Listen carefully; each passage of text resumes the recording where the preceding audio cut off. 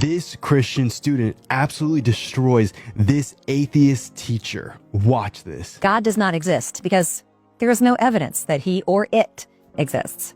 How are you certain there is no God? God is a religious belief that requires faith to conjure up, and the idea of God is not backed with any science. We came from stardust and evolved over millions of years from simple cells that started in Earth's early atmosphere. How much knowledge do you and all the other scientists in the world have combined compared to all that can be known?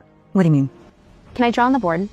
Well, if this is all of the available knowledge and information in the world, how much do you, along with all the other scientists in the world, know? What percentage of the knowable do we know? I don't know. We can't really know how much we don't know, and there's actually a lot that we know we don't know. I might guess 1%, because we're making new scientific discoveries all the time. And you're absolutely certain there's no God? Yes, absolutely. How can you be absolutely certain there's no God based on only having a partial amount of all of the available information that can be known? Okay, I get your point, but at least my position as an atheist is not based on faith, but on science. Actually, your position is not based on science, but it's based on faith. Just the same as my position as a Christian is based on faith. How so? Well, can you tell me, based on observational science, how non-living matter became alive? Abiogenesis? Well, no, we can't observe, test, and repeat abiogenesis, but we do have some theories. So we believe we know how it happened based on historical science, not observational science. We don't know for sure, but we have theories and hypotheses about how life got started. How is that any different from faith?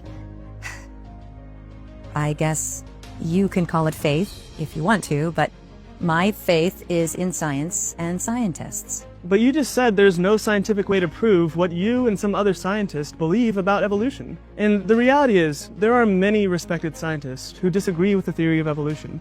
And when it comes down to choosing to trust between people who, admittedly, only know a tiny percentage of all the known information, and God, who knows all of the information, I choose God. Atheists who claim with certainty that there is no God will accuse Christians of using a God of the gaps argument to explain these difficult to answer questions, when really they're doing the same thing too. But their God in this gap is a science will explain it eventually. When it comes to the origin of life, science will eventually be able to explain it. We look at the Bible, Genesis gives us an answer for some of these things already. And so it's not that we just have a God of the gaps. We have something that tells us these answers, and we believe it because we can start to validate if the Bible is actually true. When we continue to study science, we can see things that the Bible already had discovered before we knew the scientific data behind it.